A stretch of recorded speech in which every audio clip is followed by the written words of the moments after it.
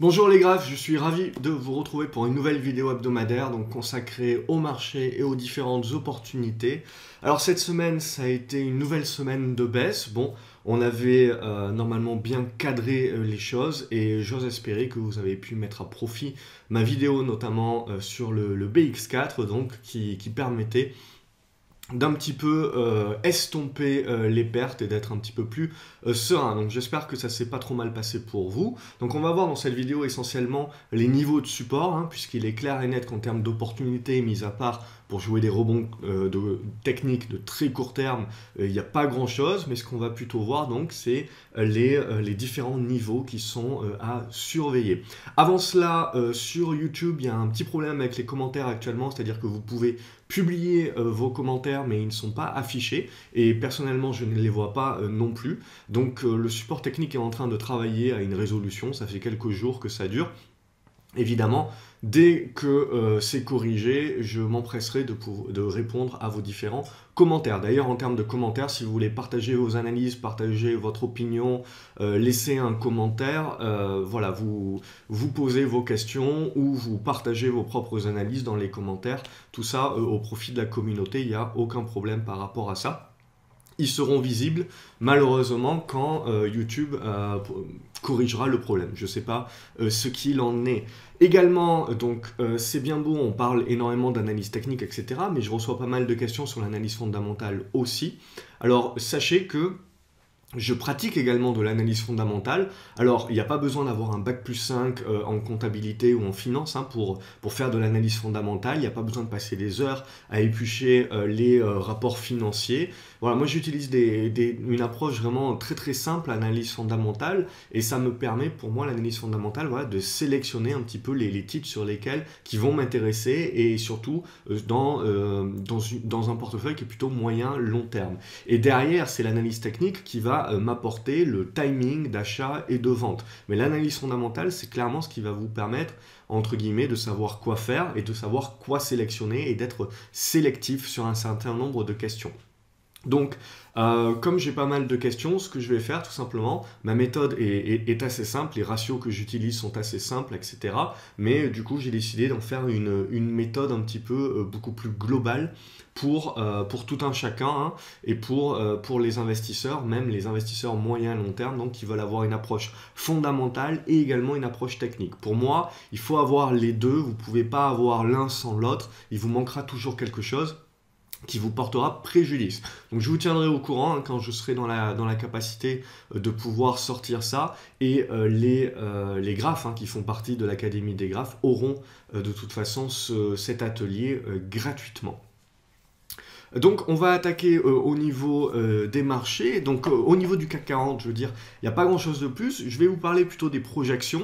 Donc on était dans ce triangle symétrique hein, dont on s'était exposé, paf, on l'a cassé par le bas, on voit qu'on a été dans l'incapacité là de revenir au-dessus des 5260 points, et donc derrière forcément on a fragilisé les acheteurs, on a cassé les 5200 points, et évidemment la machine s'est emballée. Derrière on a eu très peu de résistance finalement sur le support des 5170 points.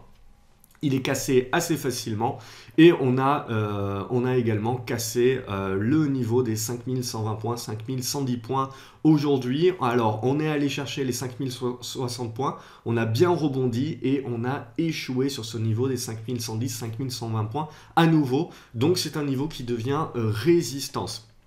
Alors, Premier point qui est intéressant, c'est de se dire, bon, ben, on a rebondi sur les 5060 points, 5070 points. On avait rebondi sur le niveau des 5060 points également, donc cette zone est une zone de support. Et on avait rebondi sur cette zone voilà, des 4990 points. Et à nouveau, voilà, on avait eu des résistances sur les niveaux des 4920 points ici. Donc en gros, j'ai tracé une oblique légèrement haussière, mais une oblique haussière quand même.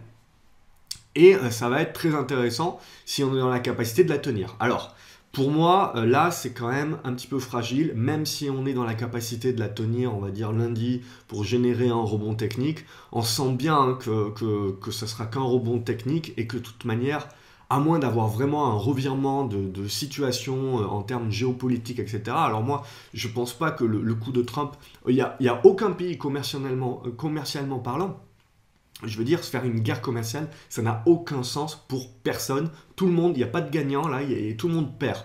Donc pour moi, là, ce qu'est en train de faire Trump, quelque part, c'est un petit peu de noyer le poisson. C'est-à-dire qu'il a envie de renégocier quelques traités, mais en gros, il est en train d'ouvrir la porte sur des choses qu'il ne veut pas réellement pour pouvoir mieux négocier d'autres choses qui sont réellement son but. Alors, quoi exactement pour le moment, on ne sait pas trop, mais pour moi, il s'agit surtout d'une technique.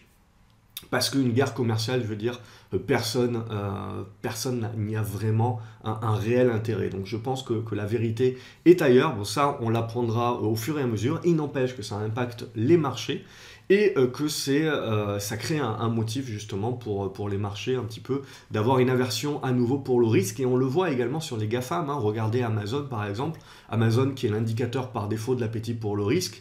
À partir du moment où Amazon va commencer réellement à se casser la figure, et bien là, on pourra se dire il y a de moins en moins d'appétit pour le risque, donc il faut commencer à devenir méfiant. Là, on est en train un petit peu d'être sur la sellette, vraiment au milieu du gué, donc il faut faire attention. Donc on n'est pas à l'abri d'un rebond, mais ce rebond pour moi restera technique. Dorénavant, on va être vraiment très très fragile, donc il faut se méfier un petit peu. Surtout que si on venait à lâcher ces 5060 points, 5070, eh ben, il est clair et net que là, la projection que je fais, c'est qu'on est en train d'évoluer dans un biseau descendant. Ce biseau descendant, il est encore très très long. On a dorénavant une oblique baissière, une résistance qui est bien pertinente, qui a bien servi de résistance. Et puis le support. Alors je l'ai en deux types, le support. Soit j'utilise le sommet de mai 2017, et donc j'arrive à le faire passer et ça nous amène à peu près dans cette zone 4995 points, 4980 points. Donc prochaine, si on fait sauter les 5060 points, c'est cette zone-là qui sera une zone importante de support. Et si on arrive à tenir et à lancer un rebond à partir de cette zone-là, et bien derrière, ça va nous apporter une pertinence à ce biseau descendant. Et en gros, on pourra commencer à privilégier cette hypothèse de travail pour la suite. Et c'est ça qui sera intéressant. Par contre, si on vient à enfoncer ce niveau-là, on aurait une extension de la baisse, plutôt en mode panique. Et là, c'est plutôt dans cette zone des 4920 points, 4930 points qui va nous intéresser. Et cette zone des 4920 points, 4930 points, c'est également une oblique baissière. Mais pour voir de quoi il s'agit, en fait, il faut reculer sur le mensuel, le graphique mensuel. Et en fait, ce n'est rien de plus que l'oblique baissière qui était anciennement résistance, qui donc devient support. Et on va s'y retrouver donc sur cette zone des 4920 points, 4930 points. Donc tout ça, ce sont des projections et donc ça va être fonction un petit peu de comment les choses se passent en début de semaine. Ce que l'on constate, c'est qu'on a à nouveau des pics de volume sur les baisses. Donc par rapport à tout ce qu'on se dit depuis plusieurs semaines, voilà, on est réellement rentré dans un marché correctif, on le savait. Et je veux dire, tant qu'on va être dans l'incapacité dorénavant de redépasser les 5200 points, 5260 points, eh bien, on va rester dans ce marché correctif, c'est-à-dire que les rebonds haussiers seront des rebonds techniques et qu'il faut rester dans une mentalité de prendre ce qu'il y a à prendre quand on a des rebonds. Ce qui n'empêche pas certains dossiers de revenir sur des niveaux assez intéressants. Et cela même pour du long terme, mais clairement vous l'avez compris, pour un investisseur de long terme, là le nerf de la guerre ça va être d'être suffisamment patient pour pourquoi pas attendre cette zone entre 4980 et 4930, 4920 qui pour moi va être une grosse zone d'achat d'un point de vue moyen-long terme qui sera moins de risque et derrière on verra comment la construction du rebond. Alors c'est un petit peu compliqué de savoir si on va y aller d'un coup ou si au contraire on va mettre un petit rebond technique, tergiverser un petit peu puis pour casser à nouveau le support pour aller les chercher en une deuxième étape. Donc c'est ça la semaine prochaine que l'on appréciera et je vous invite à me suivre sur graphceobourse.fr, mon site.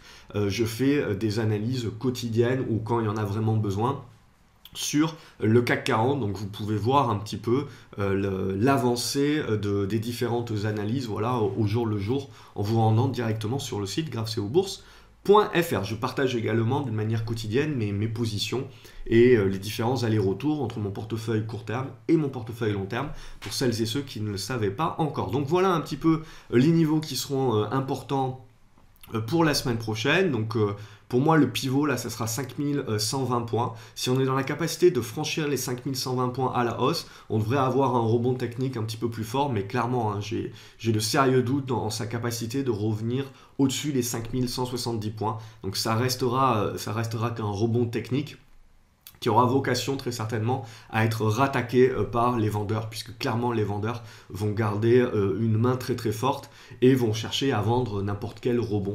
Donc il faut faire attention par rapport à ça. Et donc si on lâche les 5060 points, là aussi il faudra à nouveau être prudent, puisqu'on risque de dégueuler, hein, assez rapidement vers les 4995 points, 4980 points. Ça nous permettra, voilà, d'apporter un petit peu une pierre à l'édifice de ce nouveau scénario et de cette figure en biseau descendant que j'ai en hypothèse de travail.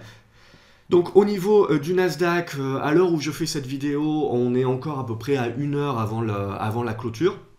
Donc on est en train de jouer avec le feu, avec ce support-là. Si on casse ce niveau de support, hein, ici, eh ben, on va aller chercher directement d'autres niveaux de support assez importants et on risque de continuer la baisse d'une manière assez violente. Alors ça va dépendre également du ping-pong qu'il va y avoir ce week-end, hein, au niveau des discours politiques, etc. Ça, il va falloir également le jauger et ça peut faire pencher la balance entre une ouverture positive ou négative lundi.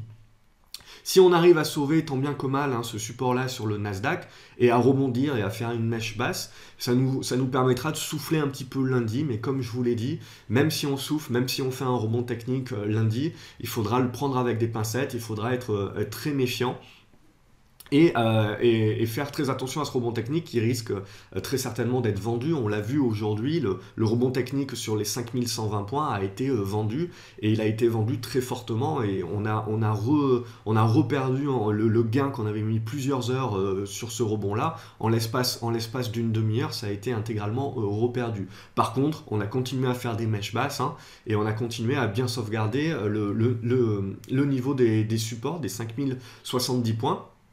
Donc ça, c'est quand même positif. Si les marchés américains terminent pas trop mal sur les niveaux actuels, ça peut laisser la porte ouverte à un marché qui respirera un petit peu lundi, mais sans remettre en cause la tendance et la correction baissière dans laquelle nous sommes actuellement. Donc là, évidemment, après, on a le Nikkei aussi qui a pris une grosse baffe, hein. C'est normal, au niveau du Japon, c'est quand même très axé sur l'acier.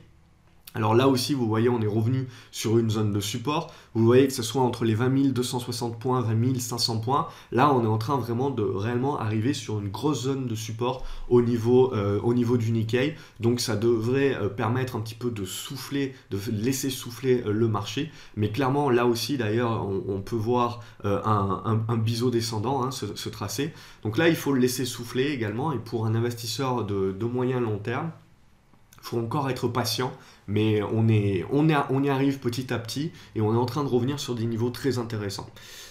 Donc tout ça, ce qui est très intéressant, c'est le Brent, donc le pétrole qui lui a fait fi de tout ça et s'est envolé, donc en cassant notre résistance. Donc ça, c'est quand même très positif, tout ça dans des bons volumes. Donc c'est pour ça que vous avez vu le secteur pétrolier, bon, il a baissé bien évidemment, mais c'est quand même un secteur qu'il va falloir suivre parce que c'est un secteur qui va rester robuste et dans le moindre rebond, etc., ça peut être intéressant.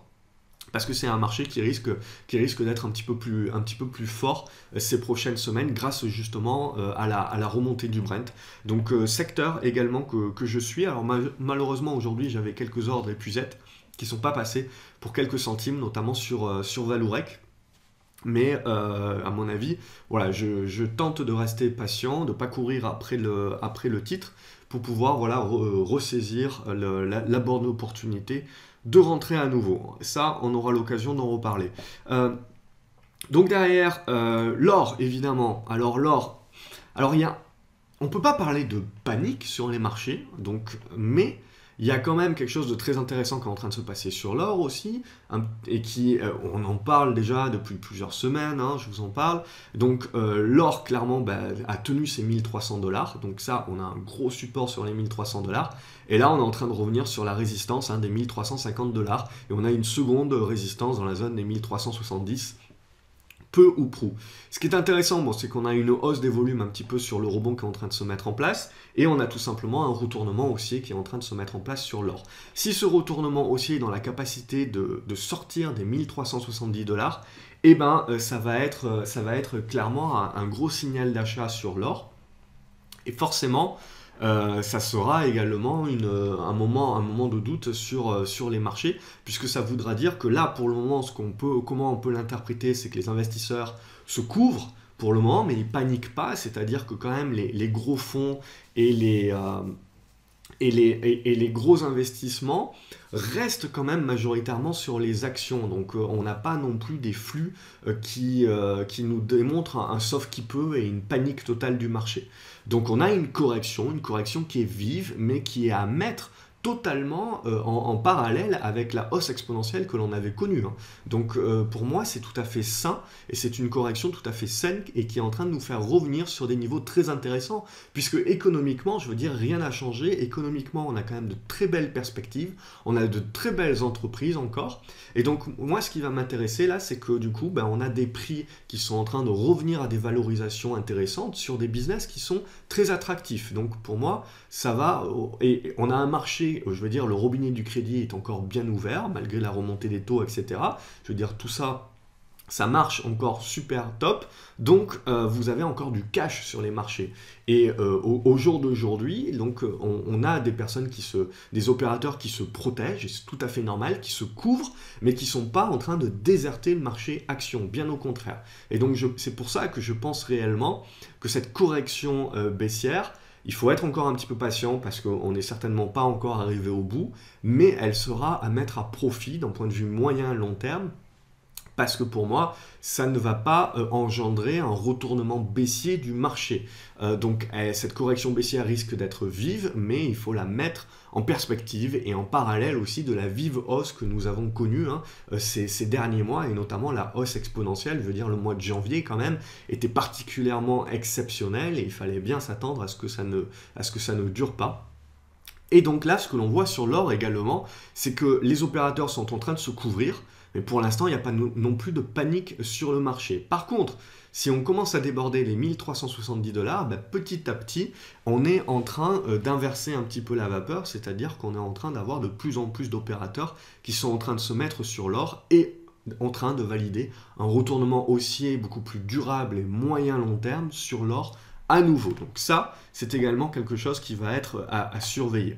Sur l'euro-dollar, on ne bouge pas, on est toujours dans la consolidation, comme on peut le voir, et donc on attend pour l'instant, donc au-dessus des 1,2180, on est haussier, et on attend un nouveau test de cette zone des 1,24, 1,25, et si on a une sortie haussière, et bien là aussi, ça ne sera pas tip top pour le marché action, et on aura également à nouveau une hausse de l'euro-dollar. On reste pour le moment dans une figure de congestion. Donc au niveau des actions, hop, je vais y arriver. Alors au niveau des actions, alors ce que je vais vous montrer, c'est quand même des dossiers pour moi qui restent intéressants. Alors on a ABC Arbitrage. ABC Arbitrage, on voit que quand même, ça se maintient plutôt bien. En plus, je veux dire, tant qu'on est au-dessus de cette zone-là des 6,80 €, ça reste quand même un dossier positif dans une tendance haussière. Et on voit que les dossiers moindre risque, on voit que ces dossiers-là, ils résistent bien même à la chute. Et donc, voilà, c'est toujours ces dossiers-là qui sont très intéressants. Évidemment, les dossiers les plus spéculatifs, les dossiers qui manquent de cash, les dossiers sur lesquels il y a des incertitudes, et ben forcément, quand vous avez une réduction, quand vous avez une aversion pour le risque, et ben ce sont ces dossiers-là que les opérateurs vont vendre en premier. Donc, ce sont ces dossiers-là qui vont souffrir en premier lieu. Les dossiers sur lesquels financièrement tout est bon, etc., il n'y a pas d'impact, eh ben, les opérateurs ont tendance à les conserver puisqu'il n'y a pas de signal de vente qui se met en place et qu'il n'y a pas de panique sur les marchés actions non plus. Donc on est dans une correction qui est forte, certes, mais totalement saine. Acteos, on en avait parlé la semaine dernière, elle est sortie par le haut, voilà, un type de titre spéculatif aussi, mais qui a des fondamentaux derrière et qui vous permettait voilà, de jouer le breakout et de passer un petit peu une bonne semaine ici. Altis, par contre, alors ça, c'est baissier, mais ce qui m'intéresse, regardez, bon, mon hypothèse de travail, c'est ce biseau descendant. Et on est en train d'arriver au contact de ce biseau descendant, voilà, au niveau des 6,90 €, 7 €. Et donc, ça sera intéressant de voir si on est capable de mettre une mèche et donc de valider ce support-là. Si on casse, évidemment, scénario caduc, on attendra éventuellement un double bottom sur la zone des 6,40 € pour jouer un rebond. Mais là, si on tient, eh bien, potentiellement, ça validera donc ce biseau descendant. Bien évidemment, il faudra encore un petit peu patienter pour les plus moindres risques d'entre vous avant de revenir à l'achat, et notamment un débordement des 7,40 €. Mais on aura potentiellement un rebond qui sera intéressant. Et évidemment, c'est la cassure haussière de ce biseau descendant qui lancera un rebond un petit peu plus durable pour le moment. Donc, hypothèse de travail, ça reste baissier. À Moeba également, on a eu le pullback. On est revenu sur les 16,70 €. Donc, niveau intéressant également. Au Opata, toujours très spéculatif hein, comme dossier. Regardez cette oblique baissière, si on arrive à revenir au-dessus des 14 centimes, 14 centimes 5 là, et ben la spécu devrait recommencer sur le dossier et il faudra dépasser cette zone des 16 centimes 60 pour aller voir un petit peu plus haut hein, dans la zone des 20-21 centimes d'euros. C'est très spéculatif bien évidemment, mais vous n'êtes jamais à l'abri d'une news sur ce genre de dossier. Maintenant, tant qu'on est sous les 14 centimes d'euros, méfiance, hein, on voit là qu'on est en train de jouer un petit peu avec le feu. Il faut tenir cette zone des 12,80. Si on lâche, on risque de continuer un petit peu la dégringolade. Mais c'est cette oblique-là, pour moi, qui va nous intéresser. AXA. Alors pour moi les dossiers financiers c'est également donc les bancaires et les financières, c'est également quand même des titres qu'il faut surveiller hein, puisque en termes de fondamentaux c'est quand même quelque chose qui va rester très solide. Donc là je pense que la correction sur les valeurs financières c'est une correction qui sera à mettre à profit pour des portefeuilles de moyen long terme. Mais la correction qu'il y a actuellement sur AXA, là, elle est forte et regardez, on est re-rentré dans une zone de support assez importante. Donc là, il faut bien évidemment éviter de trop anticiper, etc. Et éviter d'acheter un couteau qui tombe sans avoir une preuve du support. Mais voilà, c'est un dossier qu'il faut commencer à mettre en watchlist puisque clairement, on est rentré dans une zone qui devient une zone très intéressante pour l'achat. Donc on voit cette zone ici entre les 20,60 € et les 21,50 €. Donc il va falloir encore un petit peu patienter. Mais clairement, c'est un dossier que je mets dans ma watchlist en attendant d'avoir un signal pour éventuellement l'intégrer à mon portefeuille. Budget Télécom, alors là aussi, on a de bons fondamentaux. Ce qui est intéressant, c'est que tu as plutôt bien résisté cette semaine. Pour une petite cap, c'est quand même à noter. Et le titre reste en embuscade. On le voit d'un dépassement de la zone des 5,60 € qui nous renverrait vers cette zone des 6,40 €. Et si on casse cette zone des 6,40 €, eh ben vous aurez quelque chose comme on a pu présenter sur Acteos la semaine dernière. C'est-à-dire on aura un renouveau haussier. Donc là, clairement, dossier très intéressant également à surveiller. Cellnovo, beaucoup plus spéculatif, donc ça reste une biotech, on est en train de revenir sur le support, 2,90 € à tenir. Bien évidemment, c'est la cassure de cette oblique baissière hein, qui sera à mettre à profit et qui nous intéresse. CGG également, consolidation, mais vous le voyez, secteur pétrolier a corrigé également, mais a su sauvegarder un certain niveau de support. Et on voit que là, le niveau de support sur les 1,49, on voit qu'il avait servi ici, derrière il avait cassé, il avait servi de résistance, et il a resservi de support, et là on s'en resserre. Donc ça reste un dossier bien spéculatif, bien évidemment, on est dans une tendance baissière, c'est loin d'être du moins de risque, clairement. Mais également, on a tenu le support, donc à surveiller. Claranova également, on a tenu le support, donc là, ce qui est bien maintenant, c'est que on a un petit peu tout qui est mis, tout qui est net. C'est donc, on est en train d'évoluer sous une oblique baissière. Tant qu'on ne la casse pas à la hausse, on n'aura pas de déclenchement et de renouveau haussier. Et donc là, on est en train de consolider. Méfiance, hein, si on casse par le bas, c'est 87-85 centimes d'euros.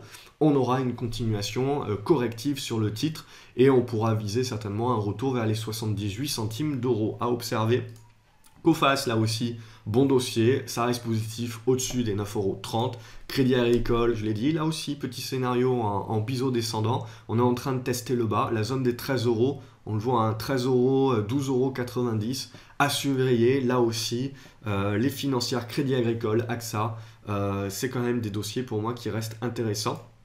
DNX Corp, là où, donc je vous en avais parlé la semaine dernière avec des volumes, on a continué la hausse, là on est un petit peu en train de consolider et ça reste un dossier voilà, qui dans sa consolidation va également m'intéresser puisque voilà, les volumes sont intéressants, on est dans un retournement de marché qui est en train d'avoir lieu. Donc là j'attends juste pour moi de voir la consolidation et de voir un petit peu justement comment on peut le mettre à profit derrière. EDF, là aussi, ça a plutôt bien tenu. Hein. On est en train de casser par le haut. On a refermé le gap, donc ça, c'est positif. Et donc, dorénavant, là, au-dessus, on le voit, de cette zone des 11,10 € à 10,90 €. On reste positif sur le dossier Égide. Il ne se passe pas trop grand-chose. Il va falloir dépasser les 2,45 €. Hein, j'y reviens pas. Emova Group, également, c'est spéculatif. Sur dépassement des 35-36 centimes d'euros, vous devriez avoir un signal. Genfit, également, ça continue de construire dans ce triangle symétrique. Alors, ça reste baissier. Je veux dire, les volumes ne sont pas anodins quand même. On a des opérateurs qui s'intéressent au dossier. Alors, on a pas mal de ventes à découvert aussi. Mais pour moi, tant qu'on reste au-dessus de la zone des 22 € et a fortiori 21,60 €, c'est un dossier qui continue de m'intéresser, qui est très spéculatif, très volatile aussi, on le voit, ça jongle pas mal. Donc il faut faire attention par rapport à votre taille de position pour avoir les nerfs suffisamment solides là-dessus. Mais voilà, évidemment, hein, il faudra dépasser cette zone des 25 € pour se remettre en embuscade et dans les starting blocks. Donc quand même un dossier que je surveille. Hybrigénique, c'est spéculatif. Pareil, dépassement 59 centimes d'euros à surveiller pour une spécu. Implanet, pareil, biseau descendant, dépassement des 55 centimes d'euros à surveiller. Ingenico Group, l'investisseur est out hein, depuis très longtemps, on avait pu déjà en parler. Le trader court terme pour jouer un rebond technique. Ce qui va l'intéresser, c'est que tant qu'on est sous ce gap-là, ce gap baissier, eh ben ça continue d'être baissier. Pour le moment, voilà, on n'a pas de figure. On n'a pas de figure intéressante, on n'a pas grand-chose. Et donc, je vous invite, hein, pour les plus court-termistes d'entre vous, de regarder le titre sur des unités de temps inférieures, notamment le 1 heure, pour prendre vos décisions d'achat sur un rebond technique éventuel. Mais là, pour le moment, en journalier, on n'a rien. Et surtout, tant qu'on ne referme pas ce gap-là, on n'a pas de signal de rebond. Par contre, sur Inat Pharma, c'est en train de se mettre en place. On a des volumes beaucoup plus importants. J'en ai profité pour accumuler ma position aujourd'hui. Voilà, au-dessus des 5,40 €. C'est positif. Il va falloir déborder cette zone des 5,75 € à 5,90 €, on voit. Et en cas de débordement, bon, je ne pense pas qu'on va refermer ce gap-là.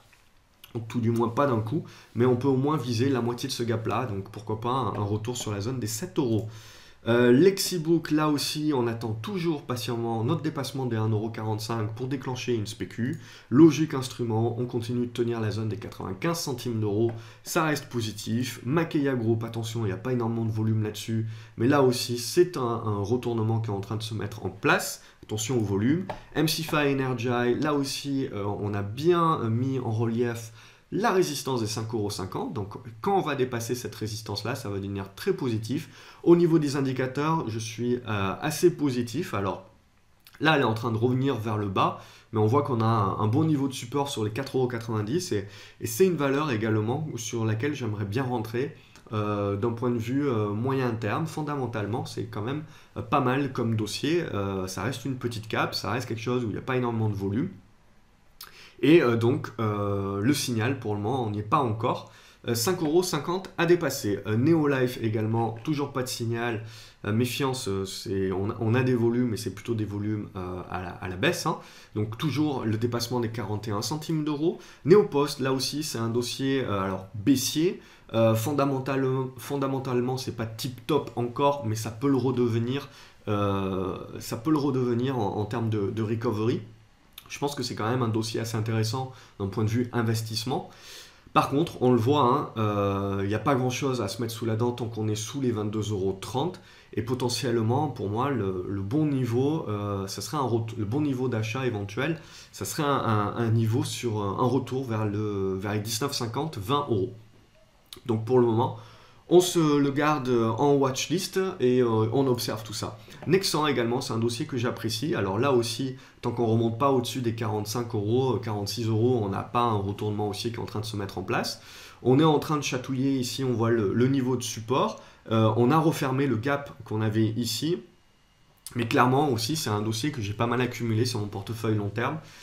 Et donc, moi, j'apprécie bien. Ici, hop, on aurait une oblique. Donc, on voit 44,50 €. Si on arrive à dépasser à la hausse ce niveau-là, on aura un rebond qui se mettra en place. Nicox également, on joue un petit peu avec le feu, avec le support, mais ça tient pour le moment, donc je reste positif, bien que, bien évidemment, c'est le débordement des 9,70 qui nous intéresse réellement. Novacite aussi, ça continue de tergiverser, ça tient le support pour le moment, donc on est encore coincé, on voit, entre les 77 centimes d'euros, il faut sortir par le haut, bien évidemment. Nirstar, là j'ai mis à profit la mèche basse pour rentrer sur le dossier. Donc les 6 euros, 5,95 € à surveiller, toujours un bon niveau de support. Et une bonne englobante haussière potentiellement qu'on pourrait mettre en place à surveiller comme dossier. Orange, là aussi, on a rendu caduc le rebond qu'on avait mis en place. On a toujours des bons niveaux de support sur la zone des 13,30 €. Donc là aussi, j'attends de voir un petit peu. Potentiellement, ça va faire un rebond technique et puis ça va rechuter derrière. Et en fonction de ça aussi, c'est un dossier que je vais re-rentrer. Alors j'ai encore une position que j'avais allégée en milieu de semaine. Et je vais reaccumuler ce dossier-là en fonction évidemment du marché. Je continue d'observer. Orchestra, pour le moment, il n'y a pas grand-chose d'intéressant. Fondamentalement parlant aussi, c'est un dossier en termes de valorisation qui est en train de devenir intéressant. Il y a quand même beaucoup de dettes, donc les problèmes sont quand même loin d'être caducs. Mais voilà, graphiquement parlant, ce qui va intéresser un investisseur, c'est un débordement des 3,30 € à 3,40 €, ce qui permettrait de se remettre un petit peu dans une configuration graphique saine pour un retournement un petit peu plus durable. Pour le moment, on reste dans une tendance baissière, donc on reste en mode observation. Paragon, là aussi, il y a eu un petit peu de volume aujourd'hui. On attend toujours ce débordement de la zone des 1,26, 1,28. Paro, là je me suis fait un petit peu avoir. Donc on a cassé le biseau descendant et j'ai pas vendu, j'aurais dû vendre, etc. C'est toujours la même chose. Donc j'ai vendu un petit peu tardivement, c'était une erreur. Puisqu'on a cassé ce biseau descendant et on voit que quand on casse un biseau descendant à la baisse, on crée une panique baissière. Alors, du coup, ça nous permet de retracer un autre biseau descendant, un petit peu moins obtus, avec cet autre oblique. Pour le moment, le support est en train de tenir, mais voilà, clairement, j'attends d'avoir plus d'indications pour savoir si ce support oblique va être pertinent pour le marché ou pas. Et en fonction de ça, voilà, ça me permettra de générer une nouvelle hypothèse de travail et potentiellement un nouveau plan de trading. Bien évidemment, on est baissier, c'est pas moindre risque, c'est uniquement éventuellement à mettre à profit pour un rebond technique. Et derrière, c'est la figure que l'on va construire qui va réellement nous intéresser pour un investissement beaucoup plus moyen terme. Fondamentalement aussi, le titre est en train de revenir à des niveaux de valorisation intéressants. Ce qui n'empêche pas qu'il faut éviter d'anticiper, bien évidemment. Peugeot revenu sur un niveau de support, les 16,10 €, 16,20 €, un niveau qu'il va falloir tenir. Poxel également toujours dans notre biseau descendant, on est en train de retravailler un petit peu vers le bas. Voilà, c'est un dossier encore dans le biseau, tant qu'on ne casse pas à la hausse, on n'a rien. Prodways également, tant qu'on ne casse pas les niveaux des 4,60, on n'a pas de déclenchement. Publicis, c'est en train de retravailler sa zone de support.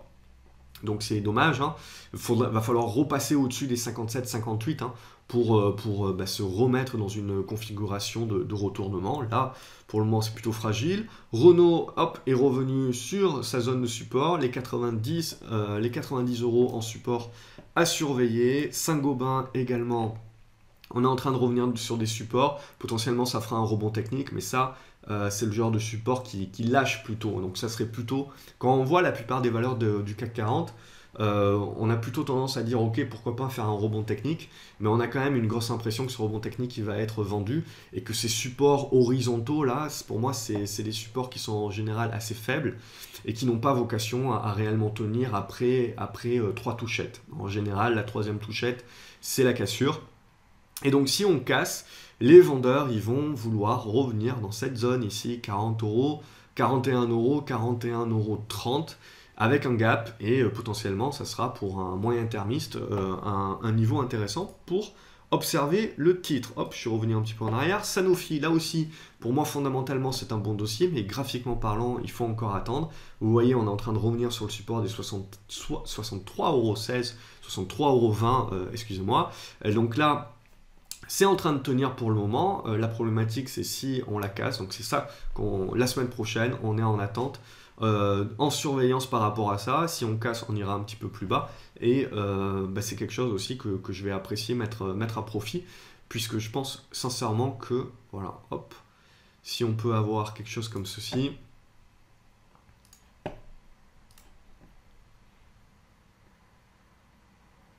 Voilà, bon, ça c'est hypothèse de travail, évidemment à confirmer avec les différents chandeliers à venir. Et voilà, et à mettre à profit sur un portefeuille long terme. On verra, ou pour un portefeuille de rebond technique court terme, bien évidemment, puisqu'on n'est quand même pas moindre risque, c'est clair et net, et on va mettre longtemps avant de le redevenir. Mais c'est un dossier quand même qui reste intéressant d'un point de vue long terme. Sensorion, là aussi, biseau descendant, on est en train de travailler le bas. Retour sur le dossier, éventuellement sur débordement des 3,25 €, 3,30 €, c'est spéculatif. Sequana, on est en train de travailler le bas, donc méfiance, hein, si on casse par le bas, ce sera scénario caduc. Mais pareil, dépassement des 75 à 77 centimes d'euros qui nous intéresse. SES également, on est en train de recasser par le bas. On fait quand même des mèches basses ici, hein, qui prouvent qu'on a des acheteurs sur ce niveau-là. Donc si on arrive à remonter au-dessus de la zone des 12,60, 12,70, on se remettra dans de bonnes dispositions pour éventuellement poursuivre le rebond un petit peu plus longtemps. Là, on reste en observation, comme sur la plupart des dossiers. Société Générale, triangle symétrique, on est en train de retester le bas. Il a une nouvelle fois tenu, on voit la mèche basse. Faut faire attention, il est en train d'être de plus en plus fragilisé, hein.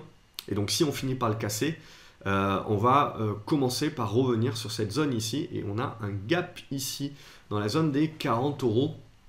Et donc là aussi, on aurait très certainement quelque chose un petit peu plus comme ceci, voilà, hop, comme ceci, à voir avec une pente un petit peu plus forte.